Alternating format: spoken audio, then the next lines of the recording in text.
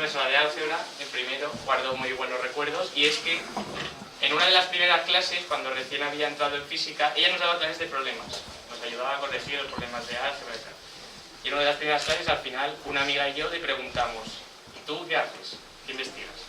Y nos dijo: pues yo simulo modelos del universo y veo si se parecen al que observamos en realidad. Y bueno, al final eso es el impacto de alguien que acaba de entrar a física y dice: ¡wow! Nos quedamos ahí diciendo: esto parece que es interesante, que va más allá de las pizarras y las cosas. Y bueno, Susana es física, es doctorada en astrofísica por la Universidad de Valencia, es investigadora postdoctoral en la Universidad de Trieste, en Italia, ha sido allí investigadora invitada, además de la Universidad de Central Lancashire, en Inglaterra, y ahora mismo es investigadora Juan de la Cierva en el Departamento de Astronomía y Astrofísica de la Universidad de Valencia. Allí centra sus investigaciones en las simulaciones cosmológicas. En general lo que hace es comparar simulaciones del universo con las observaciones reales que tenemos, y en particular estudia la formación y el desarrollo de los cúmulos de galaxias. Bueno, aquí os dejo con ella, con su charla Cosmología computacional del universo en tus manos. Susana Plana.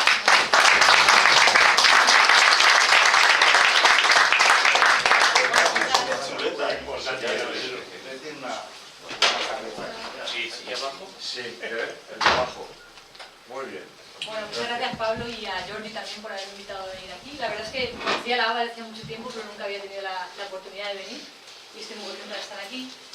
Voy a hablar de cosas más o menos teóricas, ya lo he dicho a algunos compañeros, pero bueno, espero que os guste en cualquier caso. Como bien ha dicho Pablo, me dedico a hacer simulaciones o cosmología computacional. Básicamente hacemos simulaciones del universo, desde más o menos el origen hasta la actualidad, con el objetivo de comparar nuestras simulaciones con el universo real y ser capaces de entender un poco mejor los mecanismos que hay detrás de la formación de todo lo que observamos. Pero bueno, planteado la charla, antes de hablar de cosmología computacional, voy a hacer una pequeña introducción.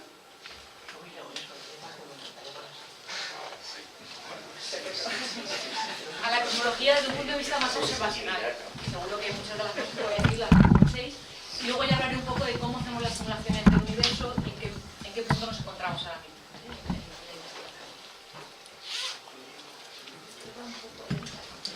Bueno, empiezo la charla con esta imagen. Es una imagen que me gusta mucho, de hecho, bueno, ya la habréis visto. Es una de las imágenes, es la imagen que tenemos del cielo, la imagen más profunda que tenemos del cielo, tomada en el óptico, un telescopio visible. Es una imagen del telescopio espacial Hubble, son unos pocos minutos de arco, y bueno, sabéis que aquí pues tenemos galaxias, un montón de galaxias con diferentes edades, tamaños, formas y colores. ¿Vale? En particular hay unas galaxias, apenas aprecian, son unas 100, que son algunas de las galaxias más lejanas que podemos observar en el visible, ¿vale? Que ya existían cuando el universo solo tenía 800 millones de años, cuando el universo era realmente joven. Esta imagen la habréis visto antes, supongo, y lo que os he dicho es verdad, pero es verdad solo para la mitad de la imagen. La otra mitad proviene de una reciente simulación cosmológica, de la que luego veremos un vídeo. No sé si sabéis distinguir, vosotros que sois astrónomos, sabéis distinguir cuál es la imagen real. Comparadas con las del Hubble, no. Comparadas con las nuestras, sí. ¿Cuál es la real? Según vosotros, esta, la de la izquierda o de esta. Hombre, lo has dicho tú, la real de la izquierda. Esta es la de la derecha. Esta aquí es la del Hubble y esta sería la obtenida con una simulación cosmológica. Pongo esta imagen para precisamente destacar que el objetivo de estas simulaciones es ser capaces de reproducir el universo de la forma más precisa posible. Y no se trata solo de hacer estas imágenes tan bonitas, sino ser capaces de numéricamente extraer los objetos de esta imagen, las galaxias, medir, cuantificar sus propiedades y comparar con las galaxias de verdad. Sería el fin último de las simulaciones cosmológicas. Entonces, bueno, este va a ser un poco el índice de la charla. Voy a empezar hablando de cosmología observacional, como os he dicho, y en particular, bueno, voy a describir cuál es el modelo cosmológico estándar con el que de momento somos capaces de explicar las observaciones del universo. Veremos luego en qué observaciones fundamentales se apoya este modelo, y luego ya hablaremos un poco de cosmología computacional, ¿vale? Cómo somos capaces de simular todo esto en una simple caja, en un ordenador, y ver efectivamente en qué punto nos encontramos casi. Bueno, para empezar, esto seguro que estáis más que familiarizados con estas unidades y conceptos, pero voy a usarlos a lo largo de la charla y siempre me gusta recordarlos un poco. Entonces, bueno, la velocidad de la luz, todos sabemos que es del orden de unos 300.000 kilómetros por segundo. Cuando hable de distancias, voy a hablar de distancias en unidades del año luz. El año luz es la distancia que recorre la luz en un año, y son todos estos kilómetros de aquí. Ya vamos a empezar a hablar de distancias cosmológicas enormes. Y Y también dará distancias en unidades del parsec. Parsec son 3,26 años luz, o sea, ya distancias más grandes todavía. Y en particular, estamos hablando del universo, hablaré de kiloparsec, son miles de parsec, megaparsec, 10 a la 6 parsec o gigaparsec. ¿Vale? O sea, vamos a hablar de distancias enormes, cosmológicas. Para las masas lo mismo, daré las masas en unidades de masas solares, son 10 a la 30 kilos, enorme. Y las temperaturas, pues casi siempre estarán en unidades de Kelvin. El cero absoluto en la escala Kelvin son menos 253 grados Celsius. Y bueno, hablaremos de 10 a la 6, 10 a la 8, 10 a la 12 Kelvin. De nuevo temperaturas muy altas. Bueno, pues vamos a empezar. Empiezo por el final. O sea, voy a desvelar ya cuál es el modelo cosmológico estándar con el que en la actualidad somos capaces de explicar las observaciones del universo y cuáles son los dos pilares fundamentales de este modelo. Es una parte un poco teórica, pero bueno, vamos a intentar explicarla. De hecho, esta imagen seguro que la habéis visto en internet, en un montón de charlas. Y bueno, quizás la imagen más, o la diapositiva más densa de la charla, porque en esta imagen se resume de manera muy esquemática y muy simplificada todo lo que conocemos del universo, la historia de evolución del universo, desde el origen hasta la actualidad. Este es el modelo cosmológico estándar, que también se conoce con el nombre de lambda, es esta constante cosmológica de aquí, y con dark matter porque incluimos materia oscura fría, que ahora luego veremos lo que es. Bueno, como sabéis, pues el universo creemos que empieza en una singularidad que se conoce con el nombre popularmente de Big Bang, hace unos 13.800 millones de años aproximadamente. Inmediatamente después pues, experimenta un periodo de expansión muy rápido, exponencial, en física, que sería esta parte de aquí, la inflación cósmica, donde sabemos que se forman o que el universo queda impregnado por una serie de fluctuaciones de densidad, pequeñas anisotropías, que hoy son las semillas de formación de todo lo que conocemos. Bueno, en este momento de aquí el universo es un plasma muy caliente, muy denso, formado por partículas, fotones, electrones, bariones, neutrones, interaccionan muy fuertemente porque la temperatura es muy alta, pero a medida que el universo empieza a expandirse, el plasma se diluye, la temperatura baja, y llega un momento en que los electrones y los fotones dejan de interactuar, porque los electrones son capturados por los neutrones y protones para formar átomos de hidrógenos. ¿Ves? Era el primer átomo que se forma. A partir de ese momento la luz puede fluir libremente por el universo, y esa primera luz que emite el universo, sería esta región aquí, en verdes, es el fondo cósmico de microondas. Es la primera luz que emite el universo cuando tan solo tiene unos 380.000 años, más o menos. Y una temperatura muy alta, unos 3.000 Kelvin. Bueno, pues el CMB, que es el fondo cósmico de microondas, empieza a evolucionar. Unos pocos millones de años después empiezan a formarse las primeras estrellas, las primeras galaxias. Y ya desde entonces sabéis que la gravedad juega el papel fundamental. Entonces, debido a la gravedad, las estructuras empiezan a agruparse desde escalas pequeñas hasta las escalas más grandes.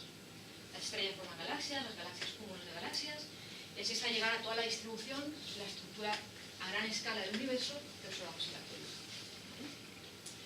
Entonces, bueno, decir que en cada etapa evolutiva del universo, el ritmo de expansión y de formación de estructuras depende de su composición, ¿vale? O de la proporción de sus componentes. Hay una primera fase donde domina un periodo corto, donde domina la radiación, los fotones. A continuación empiezan a formarse estructuras y por tanto es la materia, principalmente materia oscura, principalmente la que domina la expansión. En este periodo donde domina la materia, digamos que la gravedad de las estructuras hace que de alguna forma la expansión del universo esté retenida por la propia gravedad, todas las estructuras que se están formando. Pero no sabemos muy bien por qué, esto no tenemos ni idea. Hace tan solo unos pocos miles de millones de años, esto es poquísimo en la historia del universo, muy recientemente, la expansión está dominada por un campo de energía que llamamos energía oscura. Se convierte en una expansión acelerada. Entonces, bueno, fijaros la cantidad de conceptos que hay solamente en esta diapositiva, es bastante densa, algunos os sonarán, otros no, pero fijaros que ya hemos avanzado el concepto de materia oscura, de energía oscura, constante cosmológica, expansión acelerada, un montón de términos que a lo mejor pueden sonar al chino. Pero bueno, la idea es que ahora vamos a intentar entender cada uno de estos conceptos y por qué los tenemos que incluir en el modelo. Y bueno, vamos a intentar entender cada uno de estos conceptos y veremos cómo toma forma este modelo, ¿vale? A lo largo de los años. Pero esto, si tenéis alguna pregunta, preguntadme si queráis.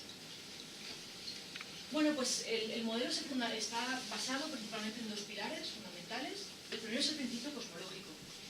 El principio cosmológico dice que a escalas suficientemente grandes, y grande aquí significa centenares de megaparsec, estamos hablando de escalas enormes, el universo en promedio es homogéneo isótropo. ¿Qué quiere decir? Bueno, pues homogéneo quiere decir que independientemente del punto del universo donde me sitúe, siempre voy a poder medir unas propiedades promedio iguales en cualquier punto donde me sitúe. Que sea isótropo quiere decir que no hay ninguna dirección privilegiada. O sea, independientemente de la dirección en la que observe el universo, siempre de nuevo voy a poder medir las mismas propiedades promedio. Esto evidentemente es a gran escala. El hecho de observar una galaxia nos está diciendo que el universo no es así, a escalas pequeñas. La galaxia tiene una densidad mayor que la densidad media del universo. Pero si nos vamos a escalas cosmológicas, el universo es homogéneo y isótropo. Luego, como esto se tiene que cumplir para cualquier punto del universo, quiere decir que no hay ningún punto privilegiado. No hay un centro del universo. Pero bueno, por ejemplo, pongo aquí un catálogo, esto es un catálogo de los años 90, donde, bueno, aquí están consideradas las posiciones de unos 2 millones de galaxias. Entonces vemos, estos son unos 100 grados aproximadamente, pero vemos que efectivamente, pues, en promedio, me da igual en qué punto del catálogo me sitúe, en promedio, las propiedades del universo son las mismas, ¿vale? Es homogéneo y es otro.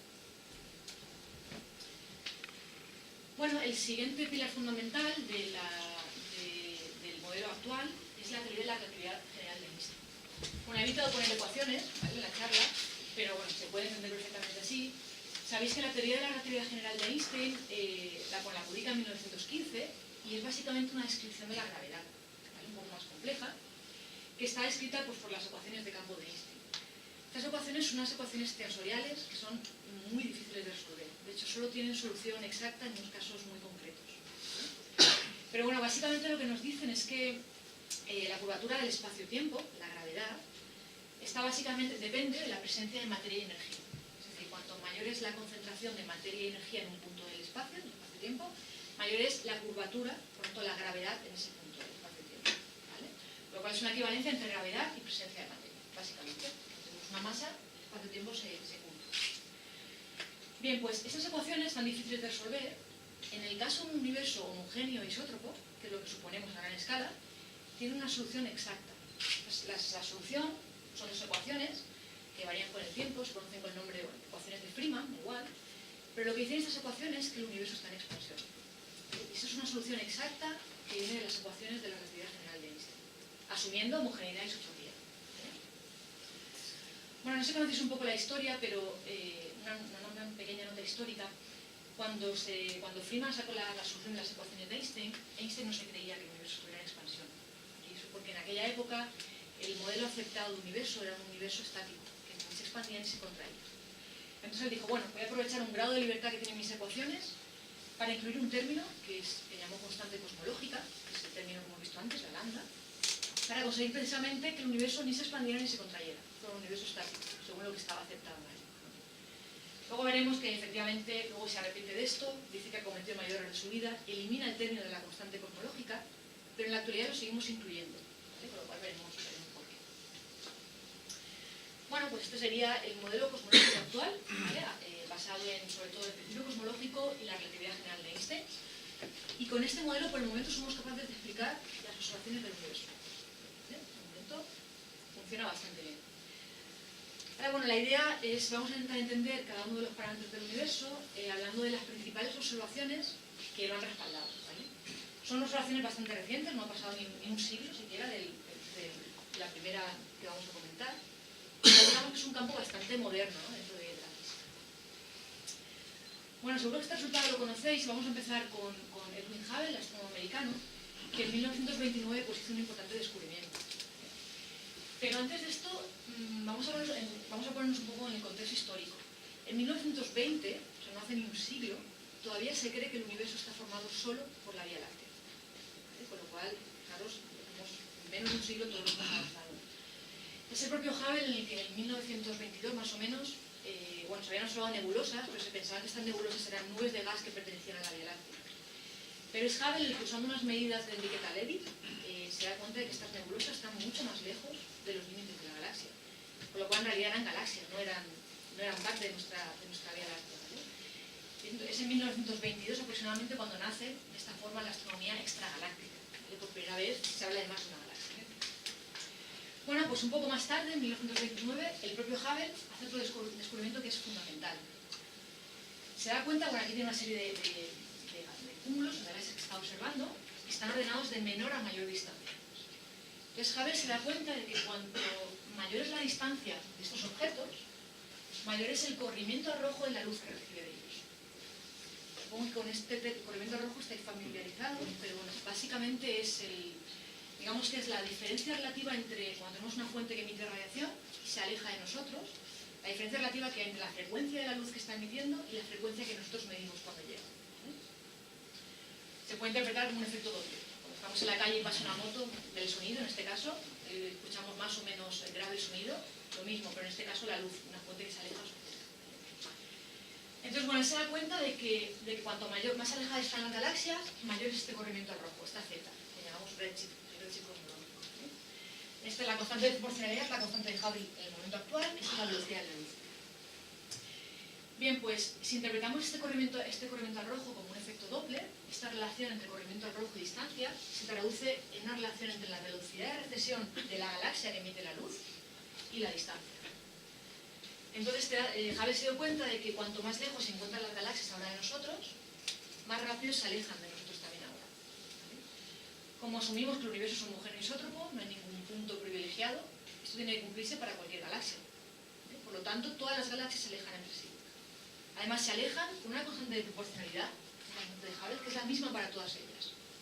Eso solo puede ser debido, no al movimiento propio de las galaxias, sino solo puede ser debido a que el universo, el espacio-tiempo donde están las galaxias, se está expandiendo.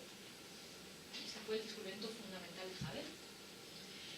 Y, evidentemente, si todas las galaxias se alejan entre sí, quiere decir que en el pasado hubo un momento en el que estaban más juntas, lo cual también indica un origen común, ¿no? Un Big Bang, al menos un punto común donde empiezan a expandirse las galaxias. Bueno, pues este descubrimiento, esto sí que marca el inicio de la cosmología moderna. Esto da un vuelco en la comunidad científica y es lo que sobre todo impulsa la creación del modelo del Big Bang. Y esto es lo que hace que Einstein inmediatamente se cree estos resultados, se retracta, dice que ha cometido el mayor error de su carrera y elimina la constante cosmológica de sus ecuaciones. Ahora ya sí que se crea la expansión del universo. Pero bueno, veremos que no iba tan mal encaminado porque lo seguimos incluyendo, pero bueno, eso ahora no. Así que bueno, en la actualidad sabéis que esta constante de Hubble se ha medido con mucha precisión, del orden de unos 67 km por segundo, por megapasec. O sea, una galaxia que está a un megapasec de nosotros se aleja a 67 km por segundo. Y a partir de aquí, pues se estima una edad del universo unos 13.800 millones de años, de manera muy precisa. Con lo cual, bueno, este es el primer descubrimiento, fundamental además. Y bueno, pues el siguiente descubrimiento fundamental, a raíz ya de aceptar la expansión del universo y el Big Bang, sería el descubrimiento de Penzias y Wilson, Leonard Penzias y Wilson, en 1965. Eran dos radioastrónomos que trabajaban en los laboratorios Bell de telecomunicaciones y se habían empeñado en reutilizar una antena de comunicaciones para hacer radioastronomía. Y bueno, durante mucho tiempo, perdieron mucho tiempo en el calibrado y puesta a punto de la antena, pero luego se dieron cuenta de que ellos pensaban que había un error instrumental porque siempre pulsaban la antena para hacer cualquier tipo de medición o tenía una especie de ruido de fondo que parecía provenir de todas partes de unos 3 Kelvin de temperatura. Ellos pensaban que era un error instrumental, pero en 1978, aproximadamente, 65, de una forma absolutamente casual, sin querer, por casualidad, se dieron cuenta de que lo que estaban detectando era esto. Era precisamente la primera luz emitida por el universo, ese fondo cósmico de microondas. Por supuesto, le dan el Nobel en el 78 por este descubrimiento y, bueno, es el mayor respaldo a la teoría del Big Bang que tenemos hasta la fecha. Bueno, hay que esperar hasta el 1992, una época mucho más reciente, para con el satélite COVID de la NASA se confirmara estos resultados y fuera capaz de medir este fondo cósmico de microondas, una grandísima precisión en esta distribución energética, un espectro de cuerpo negro, a una temperatura de 2,7 Kelvin. Eso ya se ha medido con muchísima precisión. Bueno, se distribuye este fondo cósmico de microondas de manera muy homogénea, isótropa, en todo el cielo, y tiene pequeñísimas fluctuaciones de temperatura de tan solo 10 a la menos 5 Kelvin. O sea, es muy uniforme y homogéneo, pero tiene esas pequeñas fluctuaciones de temperatura. Bueno, a los responsables de la misión COVID que midió las isotropías también les dieron el premio Nobel en 2006.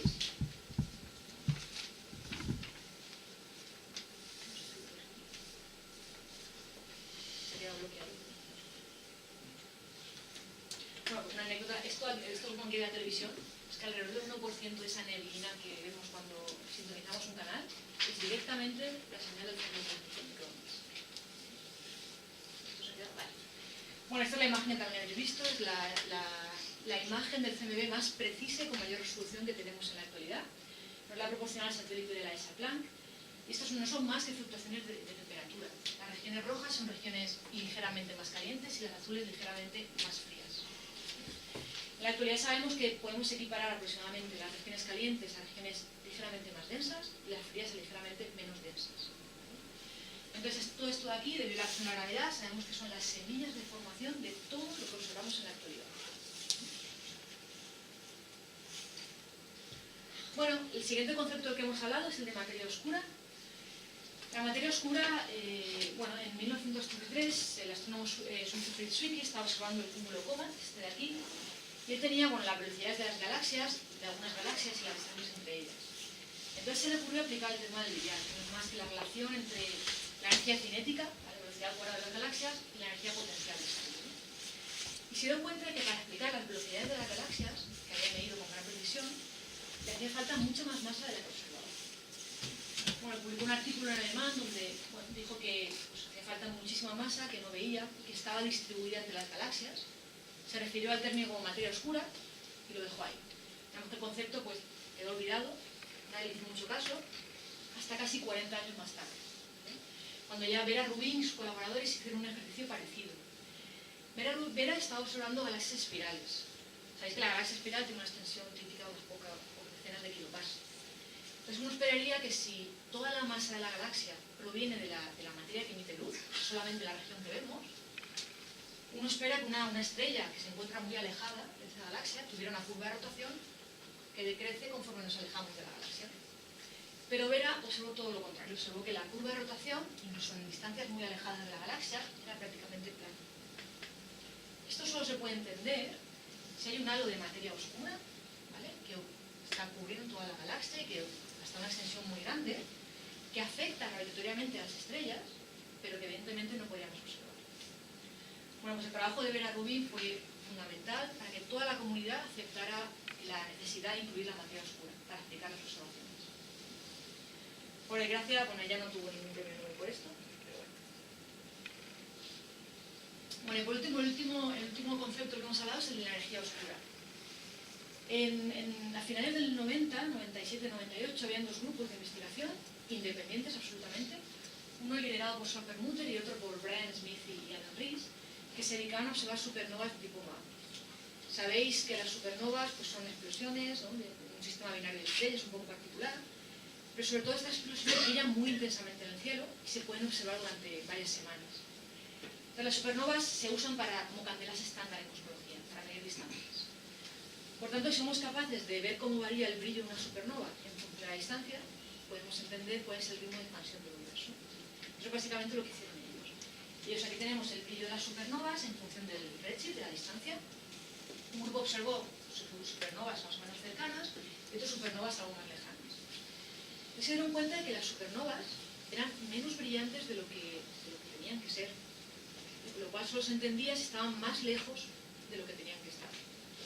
La única explicación a esto es que el universo no solo estaba en expansión, sino que recientemente la expansión se había acelerado. Reciben el premio Nobel por esto también en 2011, es un descubrimiento fundamental, y por supuesto esto es la noticia del año, la portada de la revista Science en el 98. Y bueno, supongo que si sabéis un poco o habéis escuchado una vez esto de la energía oscura, en realidad la fuerza o la energía que produce esta expansión acelerada del universo no tenemos ni idea de qué es. La llamamos energía oscura, la metemos en las ecuaciones con la famosa constante cosmológica de Einstein, la lambda esta, ¿vale? Pero no tenemos, a nivel teórico, no tenemos ni idea de qué es esto. Sabemos que la necesitamos para explicar las observaciones, pero nada más. Bueno, pues luego de lo que... Bueno, resumiendo, todas las observaciones de forma independiente, de cúmulos de galaxias, supernovas, etc., todo apunta a un universo en el que en la actualidad el 5% es materia ordinaria, el 23% es materia oscura y el 72% es energía oscura. ¿Qué son estas cosas? Bueno, el 5%, materia ordinaria, es la materia que vemos en todas esas fotos de ahí. solamente. El 5% del universo es el gas, los átomos, los electrones, que forman esta mesa, lo que podemos observar y todas esas fotografías es materia ordinaria. Solo el 5%. 23% es materia oscura. La materia oscura, en la actualidad sabemos que es oscura porque no emite ni absorbe luz. Sabemos que es una materia no colisional, no bariónica, no ordinaria, ¿vale? Y que es, bueno, está en la forma de una partícula masiva, por lo tanto no relativista. Esto estamos bastante seguros de que es así. El problema es que esta partícula aún no se ha descubierto, no está incluida en nuestro modelo estándar de partículas. Y por tanto, bueno, también muchos físicos de partículas están trabajando por intentar descubrir qué partícula es esta. Lo bueno de la materia oscura es que sabemos que sí que afecta gravitatoriamente a los objetos, a la materia ordinaria. Por lo tanto, la necesitamos para explicar nuestras observaciones. Bueno, y el 72% del contenido del universo es energía oscura. Aquí sí que no tenemos ni idea, pero ni idea de qué es la energía oscura. La necesitamos para explicar las observaciones. La asociamos a una especie de campo de vacío, de fuerza de vacío que ocupa todo, que proviene de todo el universo y que se comporta como una especie de antigravedad, que es capaz de acelerar la expansión del universo. Pero, como he dicho antes, no tenemos ni idea de qué es. Y la forma más sencilla que tenemos de incluirla en nuestro modelo es con la constante termodinámica. Entonces, bueno, no sé a vosotros, pero a mí esto pues, bueno, es un poco entre sorprendente o poco satisfactorio, ¿no? Tener un modelo que explica todas las observaciones, pero desconocer el 95% de la composición del universo. Lo cual es un poco extraño. Bueno, vamos a hacer un pequeño recorrido por diferentes escalas cosmológicas, esto lo voy a hacer bastante rápido, y vamos a ver que efectivamente se cumplen determinados patrones. De esto sabréis vosotros más que yo, seguro. Las galaxias sabéis más o menos masas desde 10 a la 9, 10 a la 13 masas solares, extensiones pues, entre medio kiloparsec y 200 kiloparsec. Se clasifican en función de la morfología, ¿vale? Espirales, las elípticas, espiral barrada, la lenticular, que es un caso bastante bonito, un caso intermedio, digamos, entre estos dos. Bueno, esto vamos a pasar un poco rápido. Y sabéis que las galaxias no son objetos estáticos, sino que debido a la atracción gravitatoria entre ellas, colisionan. Y aquí, por ejemplo, bueno, he puesto las imágenes de estas fusiones de galaxias, que son procesos fundamentales para entender la formación de estructuras. Bueno, las galaxias se agrupan en objetos más grandes, que serían los cúmulos de galaxias. Y en mi investigación se centra casi siempre, mayoritariamente, en los cúmulos de galaxias. Los cúmulos son muy especiales porque bueno, están formados por entre centenares y miles de galaxias. Son objetos de entre 10 a la 13 y 10 a la 15 veces la masa del Sol. Son objetos enormes, con extensiones de hasta 3 megaparsec. Estamos hablando ya de objetos muy grandes. Y bueno, son muy especiales porque son los objetos gravitacionalmente ligados más grandes que hay en el universo. Esto quiere decir que se comportan como mini-universos o cajas cerradas, con una composición muy parecida, muy representativa de la composición del universo. Entonces, observando un cúmulo además se puede observar en casi todo el rango del espectro electromagnético. Aquí, por ejemplo, tenemos la imagen compuesta de este cúmulo, del ABE 1689, en el óptico, que serían las galaxias, la imagen del Hubble. Luego, no sé si distinguís este halo un poco azul. Este halo sería el gas intracúmulo que emite en rayos X. Es un gas muy tenue, con una temperatura muy alta y emite en rayos X. Y luego, bueno, sí podéis distinguir estos arcos elongados, un poco, las galaxias un poco deformadas. Eso es debido al efecto lente gravitatoria. Sabéis que la luz se curva como consecuencia de la presencia de una masa o de materia. Este cúmulo es una masa enorme y la luz que proviene de galaxias que están detrás se curva cuando se aproxima al cúmulo y como resultado nosotros lo que vemos son imágenes deformadas de las galaxias de fondo. Pues este efecto nos ayuda a estimar el contenido en materia total del cúmulo, total incluida la materia oscura. Y bueno, los cúmulos también interaccionan entre ellos. Aquí os pongo el cúmulo bala, seguro también habéis escuchado hablar de este cúmulo, supongo, ¿no?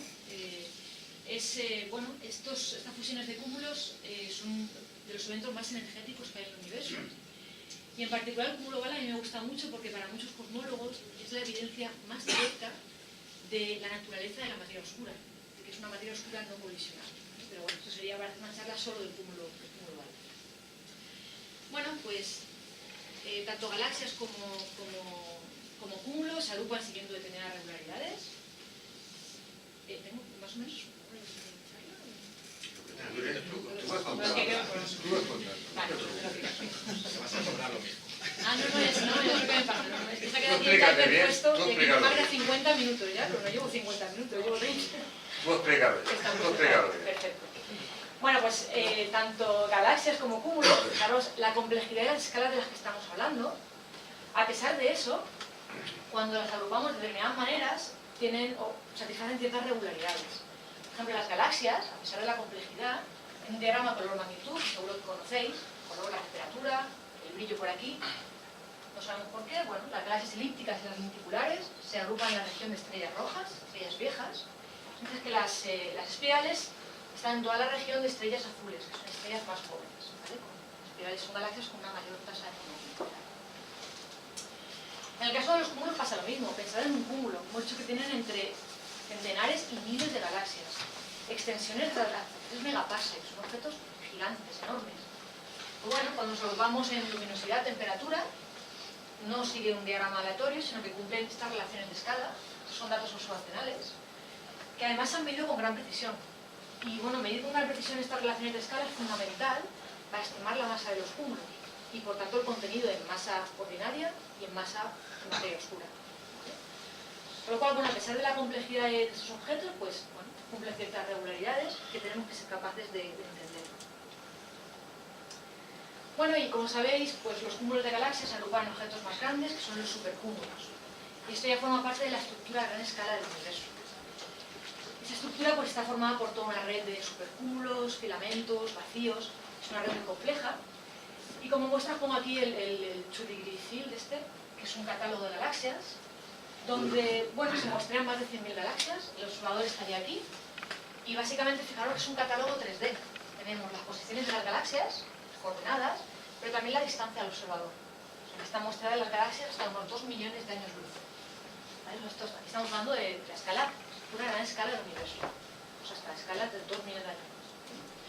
Entonces vemos toda esta compleja red pues, de filamentos, regiones completamente vacías, grandes agrupaciones de galaxias, etc. Y esto es lo máximo, lo más grande que hemos podido observar. Bueno, pues ahora que ya básicamente hemos resumido todo lo que sabemos de cosmología hasta ahora, vamos a hablar un poco de cosmología computacional, ¿vale? Que como he dicho, el objetivo fundamental es usar los superordenadores que tenemos en la actualidad para ser capaces de simular el universo, ¿vale? De la forma más realista y precisa posible. Bueno, pues hemos dicho que tenemos un modelo cosmológico estándar, con el que somos capaces de explicar, la verdad es que bastante bien las observaciones del universo. Pero a pesar de eso, pues hay muchísimas preguntas a las que tenemos que dar respuestas. Para empezar, el desconocer el 95% del universo creo que es una gran pregunta. ¿Qué es la materia oscura? ¿Qué es la energía oscura? ¿Cómo se crean las primeras estructuras? ¿Por qué son de una determinada manera? ¿Por qué a pesar de la complejidad de estas estructuras se agrupan siguiendo determinados patrones? ¿Vale? Etcétera, etcétera, etcétera. Entonces, bueno, para dar respuesta a estas preguntas, pues evidentemente necesitamos un poco de ayuda de todo, ¿no? De las observaciones, de los modelos teóricos y por supuesto de las simulaciones. En este contexto, bueno, las observaciones son lo que queremos entender, son nuestros laboratorios reales. Y las simulaciones o los superordenadores son nuestros laboratorios virtuales. Evidentemente, para hacer una simulación necesitamos un modelo, por lo cual necesitamos la teoría también. Pero no solo eso, las simulaciones ahora mismo son la única herramienta que tenemos para poder validar un modelo. Cuando comparamos un modelo con las observaciones, para poder decir si el modelo es correcto o no. Y de hecho, fijaros que en cosmología, a diferencia de otras disciplinas de la física, nosotros no podemos ir a un laboratorio o un acelerador de partículas a recrear la formación del universo, ¿no? O a recrear la fusión de dos galaxias que ya ha sucedido.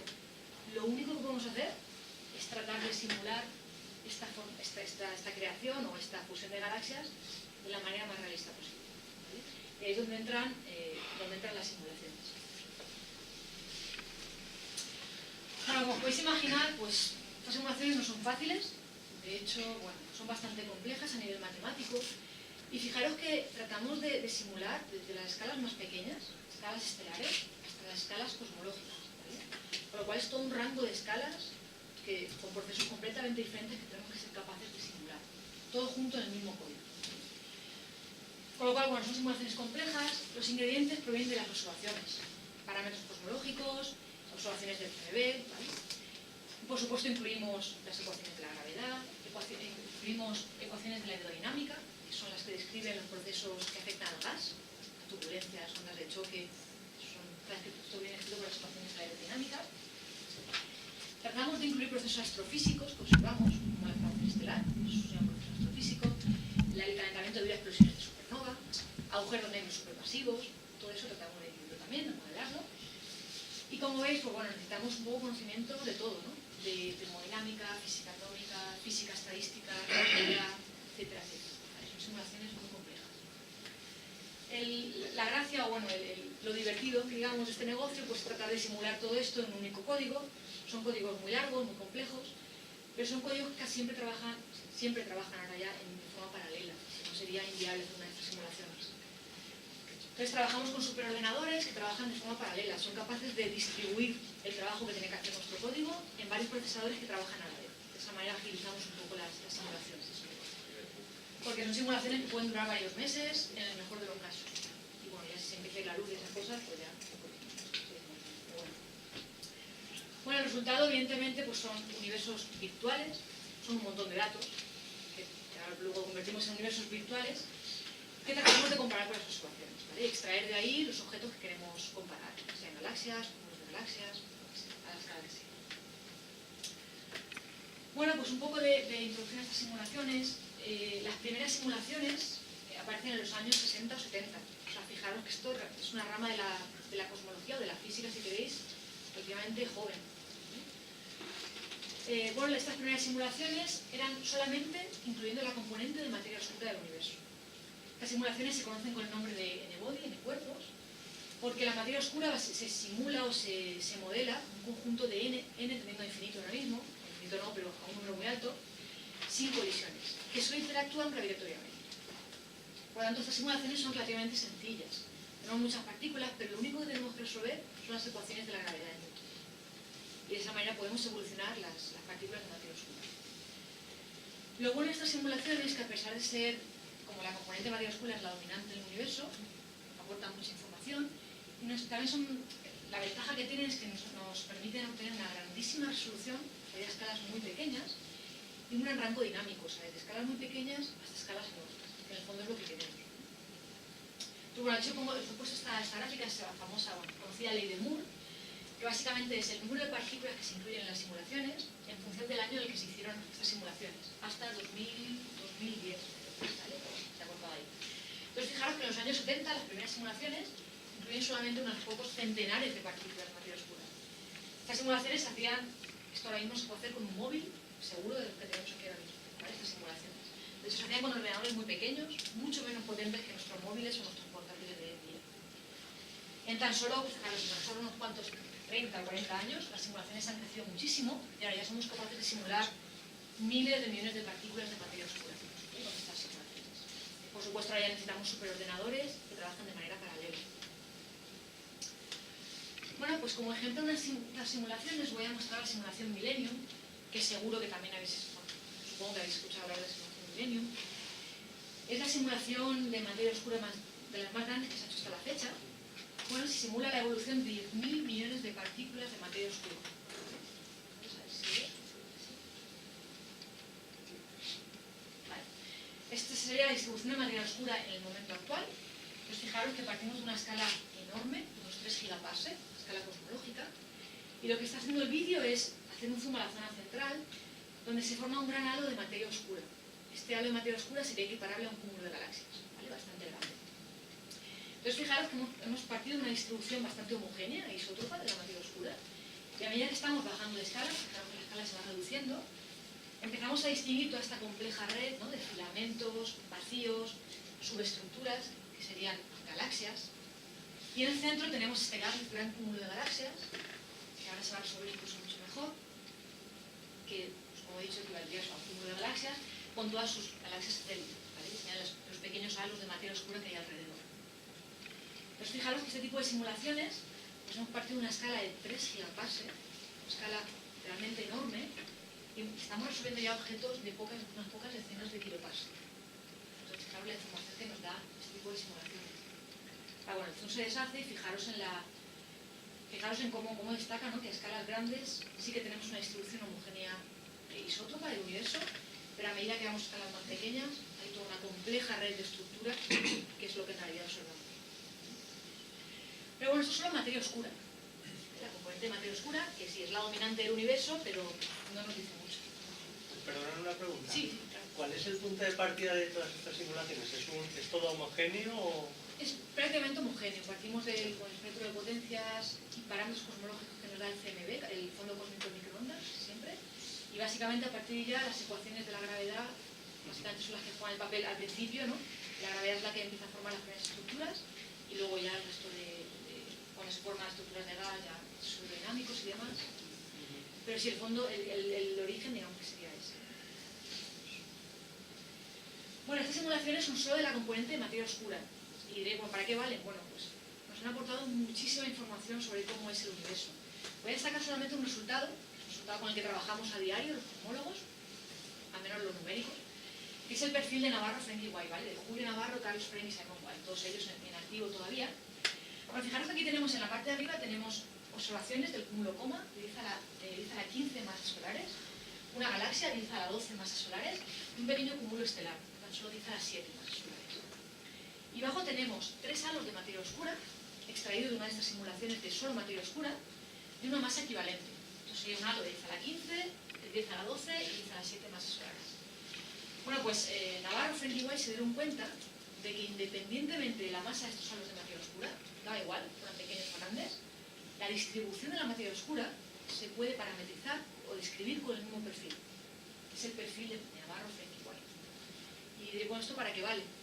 Bueno, fijaros que nos está diciendo cómo se distribuye la componente de materia mayoritaria del universo que no podemos observar. Pero las simulaciones ya nos han dicho, cuando hemos visto la galaxia de Vera Rubin, ella decía, sí, hay un halo de materia oscura en torno a la galaxia. Ella se lo imaginaba. Pero ¿cómo está ese halo distribuido? Con este perfil. Y todo eso, entre otras cosas, son resultados que nos han aportado las simulaciones. Entonces, con este tipo de... ya sabemos cómo se distribuye la materia oscura en torno a los objetos físicos observados. Bueno, pero evidentemente nos falta la componente de gas, que al final es la componente que observamos, minoritaria, pero es la que nos permite comparar con las observaciones. ¿Dónde está el gas? Pues el gas está en los cúmulos de galaxias, hemos dicho en el medio intracúmulo, emitiendo rayos X, en las galaxias, en las estrellas, en las nebulosas, ¿sí? Es la componente en todas las fotografías estas, es lo que observamos. El gas, sin embargo, es mucho más difícil de... la dinámica del gas o evolucionar el gas es un poco más complejo. Porque el gas, además de por la gravedad, está afectado por procesos hidrodinámicos, como he dicho antes. Y estas ecuaciones son un poco más complejas de resolver. Pero bueno, no voy a entrar aquí en detalles, simplemente deciros que a nivel técnico, en cosmología numérica, existen varias técnicas. Os he puesto aquí un poco, aquí el gas se representa por partículas, aquí solo una malla y aquí sería un caso intermedio de los dos. No, salvo que hay detalles, no voy a dar detalles de esto. Y son diversas técnicas que nos hemos inventado en los últimos años para resolver estas ecuaciones acopladas, gravedad y procesos hidrodinámicos, ¿vale? Porque la dinámica del gas es bastante más compleja. Pero bueno, digamos que se ha avanzado bastante y en la actualidad las simulaciones más, casi todas las simulaciones ya que se hacen en la actualidad, que incluyen tanto gravedad como procesos hidrodinámicos, son capaces de reproducir bastante bien las observaciones del universo. Sobre todo a gran escala, donde la gravedad es la fuerza que domina. El problema viene cuando vamos a escalas muy pequeñas, por ejemplo en el centro, en el núcleo de los cúmulos de galaxias, a escalas galácticas o inferiores. Bueno, aquí tenemos la relación luminosidad-temperatura, en verde tenemos los resultados de una simulación. Sin embargo, los datos observacionales apuntan a una región un poco más baja. Esto ocurre para galaxias muy pequeñas, ¿vale? Una escala pequeña de masa. Y lo mismo ocurre aquí, ¿no? En el centro del cúmulo Perseo se observa este jet, ¿vale? Entonces, estas escalas es donde efectivamente las simulaciones empiezan a desviarse un poco de las observaciones. ¿Por qué? Bueno, pues tenemos toda esta serie de procesos astrofísicos, pues, la formación estelar, la formación de galaxias, las supernovas, la explosión de supernova, agujeros negros supermasivos en el centro de galaxias activas. Todos estos procesos existen porque los observamos, pero ocurren a escalas muy por debajo de la resolución de nuestras simulaciones. De momento no somos capaces... Sí. Ordenadores cuánticos podrían llegar a tener en cuenta ese tipo de... Podrían, pero todavía, claro, es una tecnología que aún... Vete primero y luego ya. Pero está avanzando muchísimo, la verdad que sí. No solo con ordenadores cuánticos, sino con nueva tecnología de los ordenadores estándar, ¿no? Digamos. Pero sí, supongo que... Bueno, pues el problema básicamente de estos procesos, aunque los entendemos relativamente bien, es que ocurren a escalas muy por debajo de la resolución de nuestras simulaciones. Por lo cual, lo único que vamos a hacer es tratar de parametrizarlos con leyes más o menos o con reglas más o menos fenomenológicas, de forma que reproduzcan las observaciones. Pero esto es bastante complicado. Claro que estamos hablando de escalas cosmológicas y escalas por debajo del básico. Por lo cual, estamos hablando de un gran rango dinámico. Entonces, bueno, gran parte de los cosmólogos numéricos que trabajamos en este campo en la actualidad trabajamos precisamente en esto, en esta línea, en tratar de implementar estos procesos astrofísicos de la manera más realista posible, con tal de reproducir las observaciones. Y esto, bueno, por supuesto, hay muchísimo trabajo por hacer y bueno, es una parte bastante interesante. Voy a mostrar ahora una película, si se ve. Es la simulación Illustris, esta salió el año pasado, creo, o hace un par de años, y la sacaron hasta las noticias, que ya fue bastante sorprendente. Es la simulación más compleja que se ha hecho hasta la fecha. Incluye, por supuesto, gravedad, procesos hidrodinámicos, etc. Y a ver si se ve, sí. Bueno, esto sería una caja, un universo simulado que está evolucionando desde una época temprana hasta la actualidad. El redshift desde un redshift alto hasta 0, que sería el momento actual. Es una caja o un universo de unos 10 megaparsecs comóviles cúbicos, ¿vale? Entonces aquí tenemos la distribución de la densidad de materia oscura y aquí la temperatura del gas. Misma simulación. Entonces vemos que bueno, nuestro universo simulado empieza a evolucionar. La materia oscura colapsa primero. Enseguida forma toda esa estructura a gran escala del universo, con los grandes cúmulos y supercúmulos, filamentos, regiones vacías, pequeños halos de materia oscura. Y esta materia oscura genera pozos de potencial, donde un poco más tarde va a colapsar el gas y a formar las estructuras que observamos. Esa sería esta simulación aquí. Como veis, es la misma distribución, pero empieza a formarse un poco después. Pero aquí vemos que en el gas, hemos dicho que la evolución de la materia oscura veis que es bastante suave, que básicamente es la gravedad, las ecuaciones de Newton. Pero aquí tenemos gravedad y procesos hidrodinámicos. De hecho, vemos que hay explosiones, no sé si veis las explosiones, son la temperatura del gas. Y bueno, estas explosiones se deben, sobre todo en esta simulación, a agujeros negros supermasivos que hay en el centro de ciertas galaxias. Estos agujeros negros son capaces de acretar gran cantidad de materia que tienen alrededor, forman discos de acreción. Cuando superan un cierto umbral, son muy eficientes en liberar gran parte de esa materia que han acretado como energía térmica al medio. Recalientan de esta manera todo su entorno. Entonces son estas explosiones que vemos, ¿vale? Como veis, hacen que la distribución del gas sea mucho más compleja. Aquí en la distribución del gas, bueno, en azul está el gas frío, en verde el gas a una temperatura intermedia y en blanco el gas más caliente. Entonces fijaros que otra ventaja de las simulaciones es que nos permite observar o entender dónde está el gas frío. En principio el gas frío emite una energía muy baja, por lo tanto muy difícil de observar, pero en las simulaciones podemos saber cuál es la proporción de gas frío y dónde está respecto a las estructuras que sí que observamos. Entonces, bueno, fijaros que es la misma simulación, pero evidentemente la evolución, la dinámica del gas es mucho más compleja que la de la materia oscura. Y, perdona, ¿puede tener algo que ver la materia oscura con el gas frío? Bueno, en principio no. Se pensó en su momento, no sé si sabéis eso de hablar de los machos, que eran objetos compactos que apenas emitían. Al principio se pensó que podían contribuir a la materia oscura. Son objetos pequeños, fríos, que no emiten mucho, pero la masa con la que contribuyen es pequeñísima para toda la cantidad de materia oscura que necesitamos. Al principio no sea, es una componente minoritaria, pero no es la principal. Sí. Una pregunta. ¿Por qué habéis utilizado el sistema en base a observaciones astronómicas y supuestos como la materia oscura y no se ha empleado el sistema de la física de partículas, los modelos que hay para las partículas elementales, que en algunos aspectos tienen ciertas similitudes con todo esto? Bueno, sí que se usa, es decir, todo esto en la parte del universo primigenio, cuando ocurre la inflación y demás, todo está basado en el modelo de partículas. Claro, porque se empleó en una transpolación cuando se justificó la expansión con la nucleosíntesis. ¿Por qué razón no se ha hecho para todo el resto de movimientos? Quiero decir que debemos utilizar los modelos teóricos en base a observaciones, a supuestos de materia oscura, a supuestos de energía oscura, para que no se utiliza lo que se conoce de la física de partículas. No, en el momento sí que se utiliza. De hecho, ya hemos llegado a un punto ya de la investigación donde ya es fundamental la ayuda, o sea, una ayuda de todas las ramas de la física, digamos. Aquí, por supuesto, sobre todo en la parte del universo primigenio, los cosmólogos que trabajan ahí son cosmólogos teóricos o de partículas. Con lo cual sí que se usa, el modelo estándar de partículas se usa. Lo que no sé si se refiere es más o sea, en el fondo lo que usamos es la gravedad y ya está. Por supuesto, las partículas que hay detrás de las estructuras de gas que se forman son las que conocemos en el modelo estándar. Es decir, no nos hemos inventado nada. Lo único que está aquí es un poco sacado de la manga, pero que toda la comunidad científica acepta, es el concepto de la energía oscura. Pero que sí que cuando incluimos esta constante cosmológica, aplicamos las observaciones de las supernovas, de los BAO, que son los picos, las oscilaciones que hay en el espectro del fondo cósmico de microondas. O sea, de momento no hay nada, no hay ninguna observación, no hay nada importante que diga que el modelo está mal. Y una cosa más básica, y ya no por mi parte, no hay más. Has hablado antes del fondo de microondas. Sí. Ese fondo de microondas, ¿hasta qué punto su homogeneidad e isotropía tiene que ver, vamos a ver, si hay una expansión del universo no tenía que haber esa homogeneidad? Eso es. Ahí podemos ver fundamental la inflación. Claro.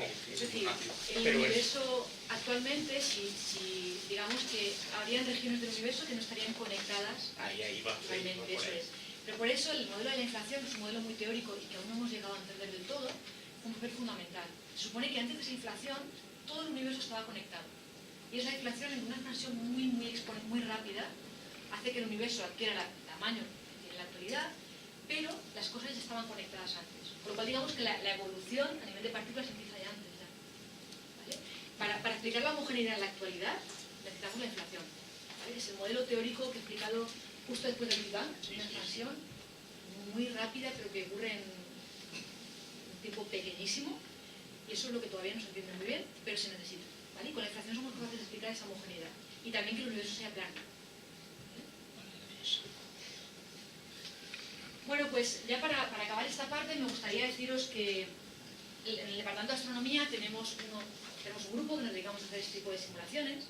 En particular tenemos un código cosmológico que se llama Masclet, un nombre bastante fallero. Su creador es Vicente, de hecho es un valenciano. Y bueno, con este código pues podemos simular la evolución del universo desde más o menos el origen hasta la actualidad.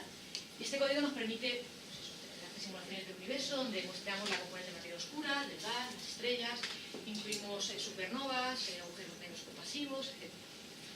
Pero bueno, como podéis imaginar, los resultados de correr uno de esos códigos no son ya imágenes tan bonitas, sino que son enormes cantidades de datos que tenemos que digerir de alguna manera. Entonces, para eso contamos con herramientas de postprocesado, como por ejemplo un buscador de halos o SOF, que nos permite extraer de esta simulación cada uno de los halos de materia oscura. Y para cada uno de estos halos de materia oscura podemos analizar con mucho detalle la distribución de materia oscura, de gas, de la componente estelar, o incluso calcular propiedades termodinámicas asociadas al gas, temperatura, entropía, luminosidad, lo que sea. Una cosa, al Sí. final, ¿qué es? ¿Una matriz donde para cada punto en el espacio tiene una serie de variables de temperatura? Es uno de los modelos. Masa, El modelo basado en todo Maya, que se funciona llama así, Masclet. se va recalculando todo. Eso es. Y de hecho, bueno, Masclet hay varios, lo que he dicho antes que me he saltado, ¿no? Hay varias formas de resolver las ecuaciones de la hidro. Una es esta, una es sobre la malla. O sea, cada celda de nuestra malla, la celda es la resolución, nuestro límite, pues tiene propiedades del gas, ¿no? Temperatura, tiene densidad, etc. Y entonces es la malla lo que evoluciona. Otro tipo de códigos, básicamente cada partícula es una partícula. Cada partícula tiene una temperatura, hay diversas técnicas como he dicho. Pero bueno, fijaros que al final esto, quizá un astrónomo de verdad, esto no dice nada, porque esto al final es un objeto numérico. Para mí un halo de materia oscura es un objeto gravitacionalmente ligado de partículas, que yo pongo en mi simulación. Si quiero comparar con las observaciones, tengo que obtener imágenes sintéticas, realistas a partir de esto. Entonces, bueno, trabajamos a diversas escalas en el departamento. Yo en particular me encargo de la parte de cúmulos de galaxias, sobre todo. Y bueno, tenemos un código de transporte radiativo que nos permite traducir o transformar estos halos de materia oscura numéricos en cúmulos o en imágenes sintéticas de cúmulos más o menos realistas. Esto, por ejemplo, es un cúmulo obtenido con una simulación hecha con Masclet.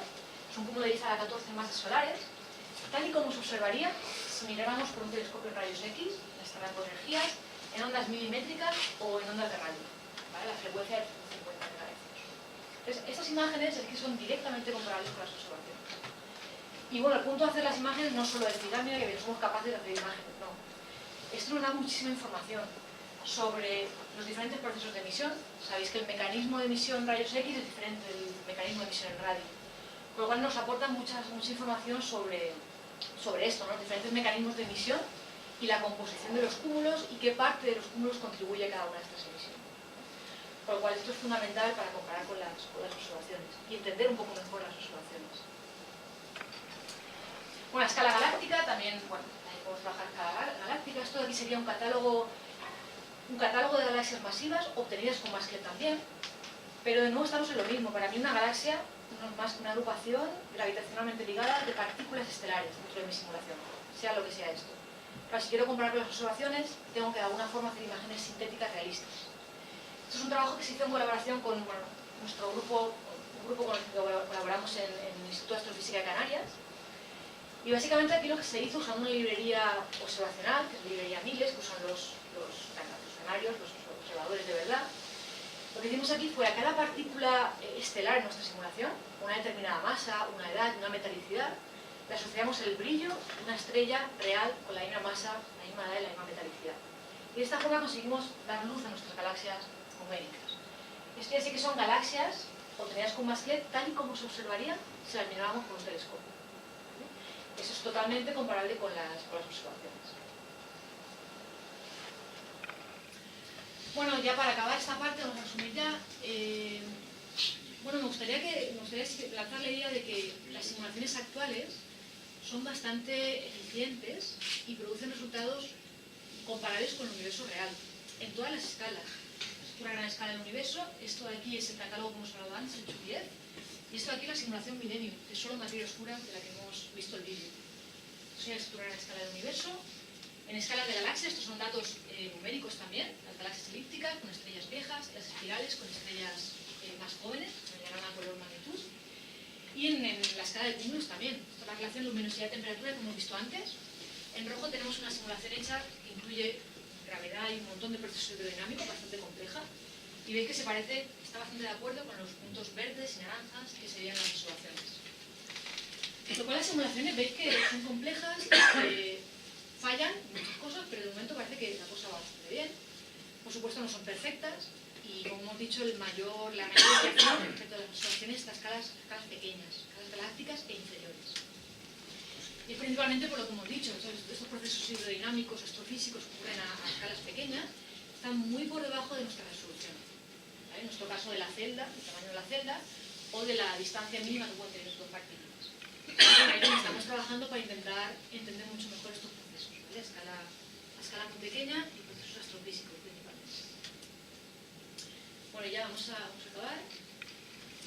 Simplemente, por todo este rollo, dos ideas fundamentales, ¿vale? Una idea por la parte de la cosmología observacional y otra por la parte de la cosmología numérica, computacional.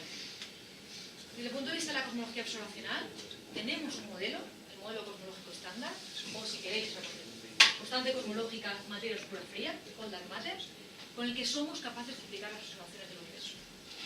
En este modelo, la formación de estructuras procede de manera jerárquica, de escalas pequeñas a escalas cada vez más grandes.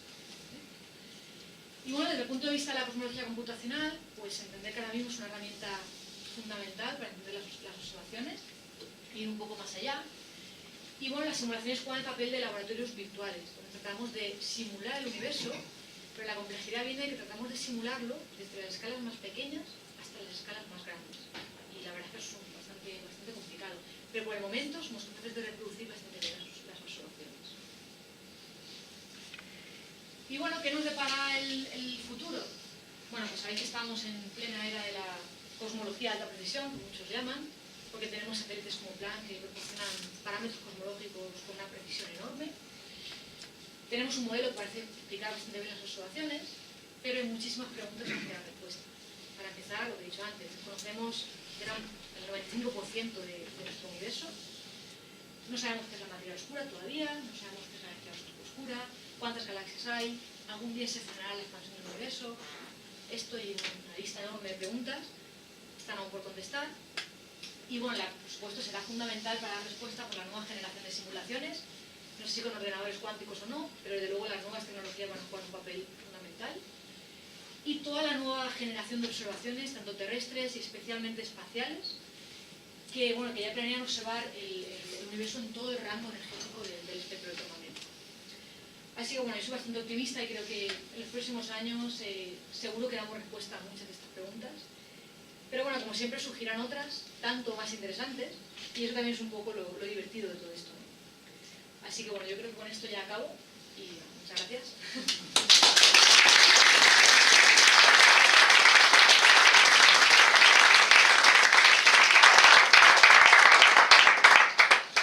¿Podrías traducirlo todo lo que no sabemos inglés, por favor? Sí. ¿De dónde narices viene todo? Se pregunta aquí en la época de ¿y de dónde narices viene todo? ¿No? Se pregunta al científico. Estamos exactamente igual, ¿no? Estamos igual. Pero bueno, es un poco parte del juego, ¿no? Creo que es parte de... Una pregunta, ¿en las simulaciones se tiene en cuenta la expansión del universo? Sí, se tiene en cuenta con las ecuaciones. Lo que hacemos es, cuando ponemos las ecuaciones de Einstein sobre el universo como un isótropo, de ahí salen dos ecuaciones que dependen del tiempo y del parámetro de Hubble y demás. Son las ecuaciones de Prima. Y ahí están incluidos los parámetros cosmológicos. Entonces, esas ecuaciones son las que están incluidas en los códigos cosmológicos. Lo que quería saber era que se considera, a mí todavía no lo tengo claro, que la expansión del universo no afecta a los objetos ligados, o a nosotros, a la Tierra y tal. ¿Se considera ligado, por ejemplo, el sistema solar? Sí, es que bueno, no afecta, no sé cómo en qué exactamente, pero bueno, digamos que todo lo que vemos, tanto en el que todo, está dentro de un espacio-tiempo que es una especie de sábana, si queréis, en 2D, No, ¿vale? yo me refiero a que la explicación que dan siempre la gente que lo explica, y que cuando le preguntas pues no aclaran, o a mí por lo menos no me aclaran mucho. Dicen, los objetos ligados no están afectados, el cuerpo humano no sufre la expansión, la Tierra no sufre la expansión, pero entonces el sistema solar tampoco sufre la expansión, las galaxias tampoco sufren la expansión, los cúmulos galácticos son objetos ligados, tampoco deben sufrirlo, los supercúmulos tampoco. No, pero sí que lo sufren. Entonces, ¿en dónde se para?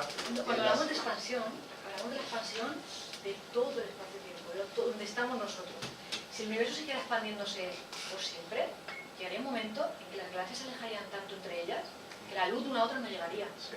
Eso al final afectaría a todo, o sea, afecta a todo el tejido donde está el universo, lo cual sí que nos afecta en menor o mayor medida a todos. Pero afecta al espacio-tiempo, o sea, al tejido, al espacio-tiempo donde está todo. Pensar en ese concepto, ¿no? De las galaxias, si no estoy expandiendo, llegará un momento en el que ya no se verían. Pero no, o sea, yo creo, perdona que te interrumpo, yo creo que se refiere si a nuestra galaxia como tal, también la nuestra se expandiría, o simplemente nuestra galaxia mantiene su forma que tiene ahora y simplemente como tal se aleja de la otra, pero nuestra galaxia no se expande. No, la galaxia en sí no se deforma. No se deforma, Pero no, sí o sea, que... no se hace más grande. No, porque se queda como está. Lo que claro. pasa es que sí que se aleja, dijéramos, de las que tiene alrededor. Pero nosotros no nos expandimos. Más o menos. O sea, como Lo que se extiende, núcleo galáctico, la Vía Láctea se queda exactamente igual. más o menos, Se pero aleja de la lo que está otra. expandiendo es el espacio, es el Nos estamos acercando a Andrómeda. El grupo local de galaxias, como burbuja, se separaría de otro grupo local de galaxias. Sí, eso de la... Digamos, cuando hemos puesto la de Hubble, os he dicho, la velocidad es h0 por c, ¿no? Esa velocidad, en realidad es la velocidad de expansión, pero a esa velocidad hay que añadirle la velocidad que llamamos peculiar, que es debida a la atracción de objetos cercanos. Pero esa es minoritaria. Era al principio de la charla. Fijaros que esta velocidad se ve la expansión total del universo. Pero fijaros que estas galaxias, sí que se están acercando a nosotros. Están cerca como para que la atracción gravitatoria sí que influya en esta expansión. Entonces, digamos que, para ser estrictamente correctos, a esta velocidad de las galaxias, además de la expansión del universo, tenemos que sumarle la velocidad peculiar que llamamos, que es la que proviene de la atracción gravitatoria con objetos cercanos. Cuando más cerca estás, más lentamente te alejas. Eso es. Entonces, Bueno, en este caso, por ejemplo, Andrómeda está relativamente cerca y de ahí que haya una velocidad en realidad de recesión es de acercamiento, ¿no? Pero es porque digamos que estaría en esta región de aquí. Está suficientemente cerca como para que sintamos la atracción gravitatoria mutua. Pero el espacio-tiempo entre las dos galaxias, entre la Vía Láctea y Andrómeda, se sigue expandiendo. sí, yo lo que quería un poco es tratar de, no sé si viene mal, pero aclarar por qué las galaxias no sufrían el agrandamiento motivado por la expansión acelerada. Porque están mucho más cerca unas de otras, esa aceleración, expansión acelerada es mucho más lenta que... No sé si me está... Sí, pero yo creo que no se aprecia el cambio. O sea, creo que la pregunta es si de alguna forma la expansión... Si existe o no existe la expansión dentro de las galaxias.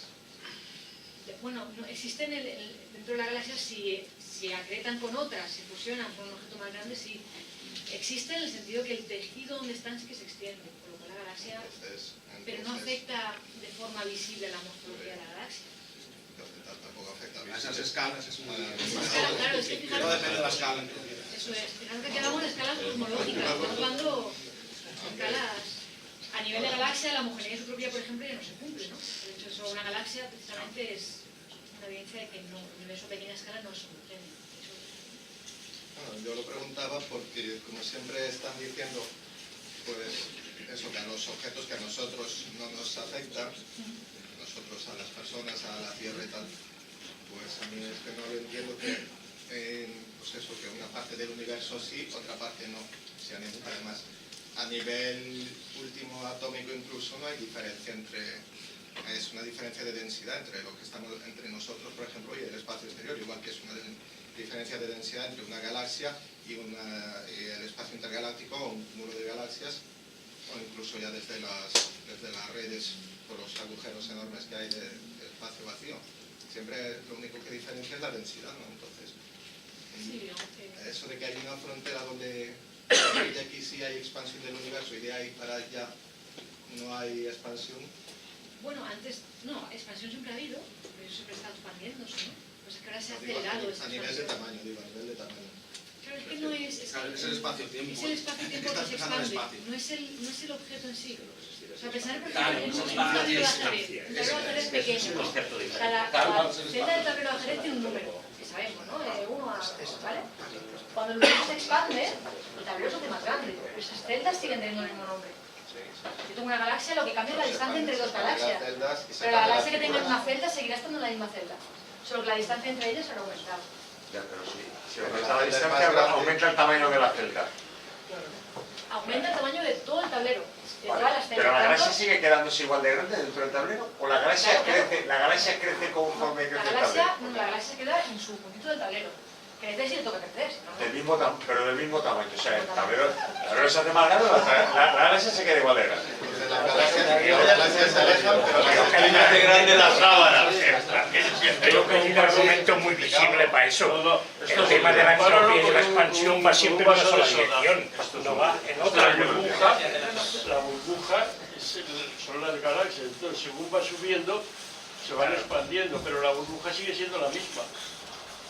O sea que hay unos objetos que se separan unos de otros, pero hay otros que no se separan. Está muy cerca, no se separa. A mí no me gusta mucho esta imagen del globo, pero es precisamente esto, ¿no? En principio tenemos un espacio-tiempo que sería el globo pequeño, tenemos galaxias palmas juntas porque están en un espacio pequeño. El espacio se separa, pero fijaros que la galaxia esta sigue estando ahí. ¿Vale? El universo sigue expandiéndose, la galaxia sigue estando ahí. Lo que aumenta es la distancia entre galaxias. El espacio-tiempo es que se separa. Pero un globo real no sería... No, en realidad a mí no me gusta mucho el globo, pero bueno, ¿qué más? Es un globo de 4 dimensiones. Es un globo de 4 dimensiones. El problema es que nuestra mente... Eso es, por eso no me gusta mucho esta imagen, pero bueno, ayuda un poco a... Es que eso llega a la confusión. Sí.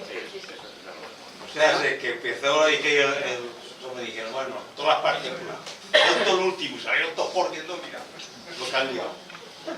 ¿Susana? Sí. Uy, perdón. Es que yo tenía dos preguntas, bueno, más bien son curiosidades. La primera es sobre las simulaciones estas numéricas, hablas de partículas, pero ¿cuánta masa está representado cada partícula de una simulación?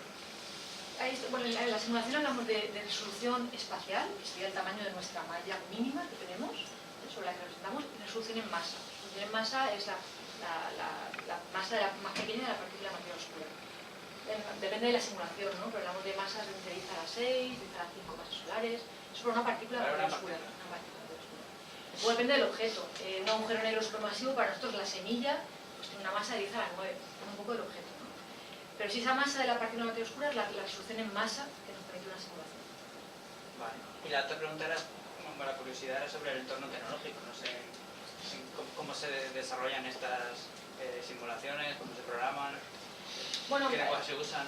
Bueno, hay gente que usa C, nosotros usamos Fortran, depende un poco... Son códigos que se programan de manera paralela, con OpenMP o con MPI, que son lenguajes de programación paralela. Y bueno, luego se tienen que lanzar ordenadores que permitan... ¿Dónde? Bueno, pues lanzamos sobre todo... Bueno, en la Universidad de Valencia hay varios estos ordenadores, hay Vives, tenemos algunos, pero sobre todo lanzamos, por ejemplo, en el BSC de Barcelona. Creo que he puesto la imagen. Eso es en Mare Nostrum, que está en Barcelona. Bueno, he puesto antes por ahí. Bueno, pertenece a la red de supercomputación española y bueno, básicamente funciona como un telescopio. Pedís un telescopio y pedís tiempo de cálculos.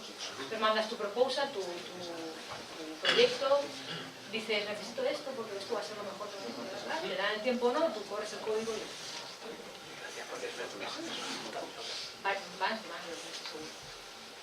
muchos, la verdad es que son bastante... Depende de la simulación, claro, y el tamaño. No hay una caja de 40 megapases y una caja de 3 megapases. Pero con simulaciones de estar hasta un año por el motor. ¿Habéis intentado hacer algo como el proyecto SEPI? No.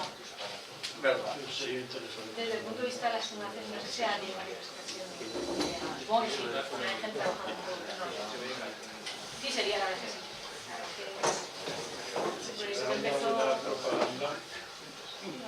Un proyecto que empezó un poco así como una especie de... pero no, bastante serio y hay mucha gente trabajando ahí. Pero a nivel de simulación yo no me suena que haya nadie haciendo algo así. Pero sí, desde luego interesante. ¿Puedo hacer dos preguntas? Sí, claro. Una sobre la tecnología. Aparte de realizar simulaciones, entiendo que utilizaréis algo similar al Einstein Toolkit o... Einstein Toolkit para las ecuaciones de Einstein. Bueno, eso se usa sobre todo ahora que está muy de moda las ondas radiales y demás. Esa es mi segunda pregunta. Eso es. Hay gente que lo que simula es, por ejemplo, la fusión de dos agujeros negros. Son simulaciones a una escala muchísimo más pequeña, pero no dejan de ser igual de complejas. Pero la dinámica evolutiva del universo también tiene que tener en cuenta las ecuaciones de Einstein. Sí, lo que pasa es que, por ejemplo, ahí sí que entra la relatividad general. Para nosotros, en esta escala, en realidad la relatividad general no es tan importante. Menos detalle. Y referente a la tecnología, aparte de simulaciones que de alguna manera tú ya incluyes las ecuaciones de física que conoces, ¿utilizáis técnicas de machine learning para buscar física que no conoces? No, nosotros no, ahora mismo, pero ya hay mucha gente que empieza a utilizarlas.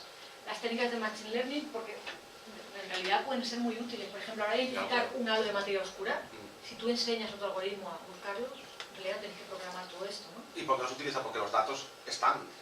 Bueno, no, empiezan a utilizarse ahora, digamos que ahora está poniendo un poco de moda hacer machine learning, ¿no? Por ejemplo, he trabajado en clasificación de galaxias por de morfología de galaxias machine learning y va muy bien. Entonces entiendo que aquí se debería aplicar algo similar. Sí, ya hay gente que empieza a hacerlo. De hecho, en el departamento creo que hay una estudiante que empieza a hacer la tesis y que lleva un poco su proyecto en esa línea, ¿no? Ahí el Python. Con Python mayoritariamente. Ese Carler. Eso es. Pero sí, de hecho, bueno, no se ha hecho todavía porque es una técnica relativamente moderna, ¿no? Sí. Nueva, por lo cual ahora empieza, pero sí, de ahí se puede sacar, la verdad que tiene mucho potencial. Vale.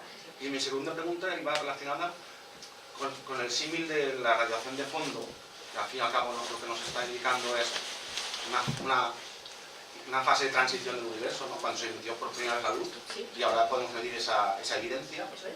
A nivel de gravedad, en las teorías actuales de cosmología, ¿alguien se está planteando si se podría detectar alguna onda gravitacional primigenia? ¿Alguna señal de ese estilo? Sí, de hecho, la luz del CMB, del fondo cósmico de microondas, está polarizada.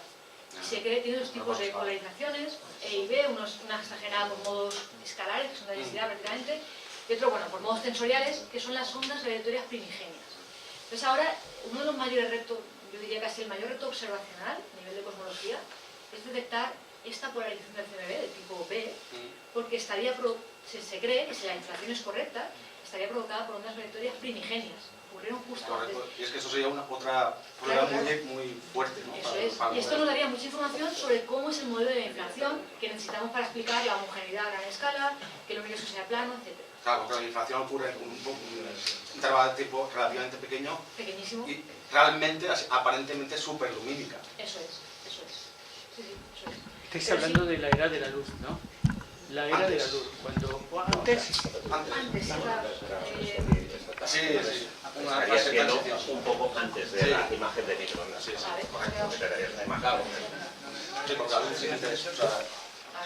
cuando crea la masa. O sea, cuando se desacopla la materia de la energía, que se vuelve a desde el universo, entonces ahí detrás el LIGO y el vibro igual se ve. Es que yo no lo he leído en ningún sitio y decías, claro, igual que esta primera idea, pues podría haber una prueba. Si le está dando justo desde antes, ¿no? Digamos, de esto de aquí.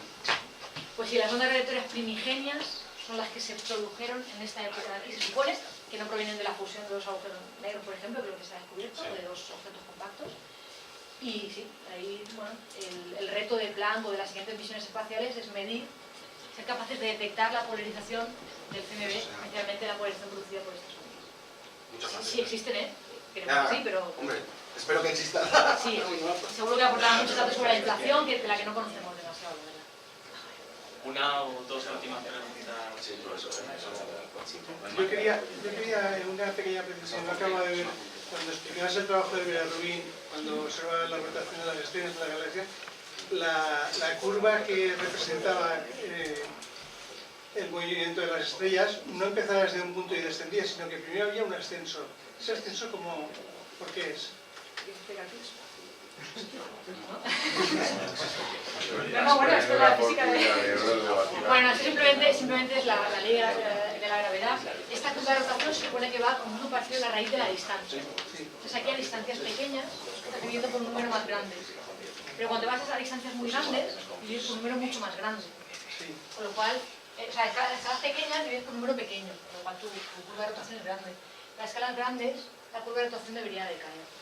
Esta curva es un partido de la raíz de la distancia. Si la estrella está aquí, pues un partido de la raíz de la distancia a la que esté. Eso es lo que se esperaría si si toda la materia de la galaxia fuera lo que podemos observar. Pero no es así. Es esta curva de luz. Y eso se ha medido con muchísima precisión. Ya que hubiera intuido que empezaba en un punto y luego empezaba a decaer, no que subía primero. No, bueno, simplemente, bueno, no sé el dibujo muy preciso, no, pero Vale. simplemente para dejar claro que la curva que se mide es la blanca, ¿no? Y que solo se puede entender si hay una materia que no observamos, pero que sí que afecta al movimiento de las estrellas. ¿Vale? Y que, por supuesto, sería un halo de materia oscura que estaría en torno a la galaxia.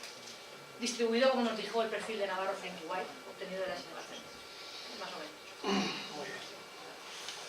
¿Alguna pregunta? La última ya... ¿Nadie? ¿Qué fracción de milisegundo o microsegundo estamos ahora mismo del origen del dibujo? ¿Del origen? ¿En qué sentido? El primer segundo se sabe bastante digamos, del segundo, de la segunda fracción del segundo, pero de la primera, ¿a qué nivel estamos? Más o menos a ver si alguna escala que puedo decir. Mira, la inflación, por ejemplo, este trocito aquí, ocurre, si no recuerdo mal, entre 10 a la menos 35 segundos y 10 a la menos 33. Estamos hablando de escalas. Cuando esto, la relatividad general, o la física que entendemos como clásica, cuando extrapolamos hacia atrás, solo nos la podemos creer hasta lo que llamamos tiempo de Planck. Estos son 10 a la menos 43 segundos del orden. Por lo cual, todo lo que conocemos, o lo que sabemos, o nos enseñan en física, solo puede llegar hasta ahí, hasta 10 a la menos 43 segundos. Antes de eso, necesitamos una teoría unificada de todo, ¿no? De la teoría cuántica de campos, de la relatividad general de Einstein. Y eso aún no tenemos. Estamos lejos, ¿sabes? Estamos lejos, creo que sí. Como hay aceleradores de partículas y tal, que parece que intentan retrotraernos un poquito más. Claro, los aceleradores han llegado al punto a ver reacciones de interacción débil sobre todo, que ya empiezan a ocurrir a escalas en las que la interacción débil sí que está unida, la fuerza nuclear fuerte y débil y la electromagnética están juntas, pero la gravedad no. O sea, digamos que la gravedad en un momento va como libre, ¿no? Y todo eso porque ocurre antes, ¿no? En un tiempo que de momento no... Ahí ya meterme en un jardín que no, y la verdad es que creo que no sé, supongo que hay mucha gente teórica trabajando ahí, diferente, pero no tengo ni idea. Venga, ya,